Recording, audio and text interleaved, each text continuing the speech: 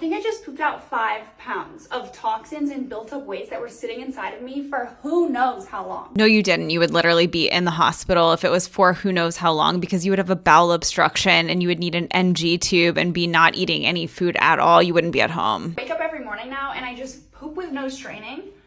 I'm never bloated. I've never felt more mental clarity in my entire life. And you know why that is? It is because I am taking Let Loose. I have so many bottles because I literally can't live without it anymore. It's this super cute bottle. I like that she's sitting on the toilet. We have to destigmatize going to the bathroom, so I think that's cool. They have a whole page that's dedicated to talking about the science that I just looked through so that you don't have to. So here's what's real about this claim. Magnesium oxide genuinely helps with constipation. There are actual controlled trials. That part's fine. The ozonated magnesium claims are coming from ozone enemas and ozone therapy in septic patients. Septic means a widespread infection and you are likely close to dying in the hospital. And then they applied it to an oral capsule. So because ozone is really reactive, hard to understand if any of that's going to survive anything from your stomach acid, and let alone getting all the way to your colon. Well, I think the magnesium works. The oxygenation or ozone part of it is just a hypothesis. They do have an enzyme supplement called Koji fermentation. This is a thousands of year old broad spectrum enzyme blend, and that does actually survive stomach acid. There's a 2024 trial that shows that it reduces bloating by about 58%. Which is pretty good. And it's a real study, but it's a different product. So they're borrowing credibility from a research study about one product and applying it to theirs. It's very frustrating because this is the kind of thing that makes it sound like proof, but it's not actually. They also say that it can handle a full steak dinner's worth of digestion. If you're having gut problems, I would not eat a full steak dinner. But interestingly, they also put in very small text that this is biochemical modeling and not a clinical claim. They tried to work on doing the math, but they didn't actually do the trial. And then we have the probiotic. This probiotic is a spore-forming bacteria that actually does survive digestion. That probably does something. And there's some interesting stuff coming out in the research now. But it probably does something, and worth paying a premium are kind of different things. Every single ingredient listed on here can come in generic form for a fraction of the price. You're paying for the cute aesthetic of the bottle. This woman in the video shows that she has